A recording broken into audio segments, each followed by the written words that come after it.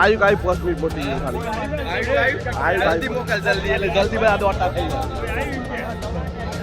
જાય આય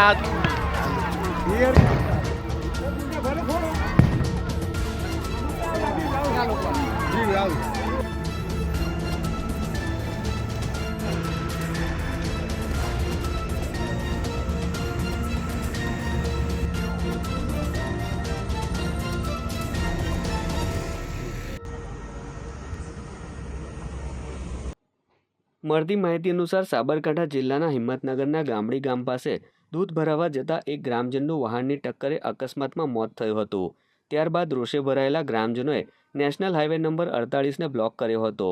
જોત જોતામાં ગામડીથી હિંમતનગર તરફ અને ગામડીથી ગાંભોઈ તરફ વાહનોની લાંબી કતારો લાગી હતી, જેને લઈને પોલીસ સ્થળ પર પહોંચી હતી, જ્યાં રોષે ભરાયેલું ટોળું વિફર્યું હતું અને પોલીસ વાહનને ટોળાએ સળગાવી દીધું હતું. ટોળું આક્રમક બન્યું હતું, જેને લઈને જિલ્લા પોલીસ વડા, ડીવાયએસપી, એલસીબી, એસઓજી સહિત જિલ્લાભરની પોલીસ પહોંચી રહી હતી. ત્યાં જ પોલીસ પર આ ટોળાએ પથ્થરમારો કર્યો હતો, તો સામે પોલીસે પણ ટોળું વિખેરવા માટે 120થી વધુ ટીયર ગેસના સેલ છોડ્યા હતા. બનાવને લઈને 1.5 કલાકથી વધુ સમય સુધીનો ટ્રાફિક જામ રહ્યો હતો, જેથી નેશનલ હાઈવેનો રૂટ ડાયવર્ટ કરાયો હતો, જેમાં અમદાવાદથી ઉદેપુર તરફ જતા વાહનોને ગાંભોઈ થઈ તલોદ થઈને મજરા તરફ અને હિંમતનગરથી રણાસર થઈને ગાંભોઈ થઈને ઉદેપુર તરફ વૈકલ્પિક માર્ગ વાહનો માટે ડાયવર્ટ કરવામાં આવ્યો હતો.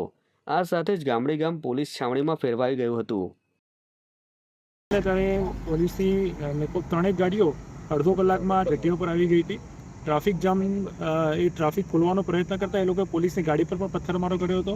પોલીસની ગાડીના કાચ તોડી નાખ્યા હતા અને એક ગાડીને સળગાઈ પણ નાખી છે. બાદમાં વધારાનો ફોર્સ મંગાવી અને હાલ તો રોડ ચાલુ કરી દીધો છે. અકસ્માતનો ગુનો દાખલ કરી અને એ પણ કાર્યવાહી ચાલુ છે. બાકી ટોળા વિરુદ્ધ પણ કાર્યવાહી કરીશું.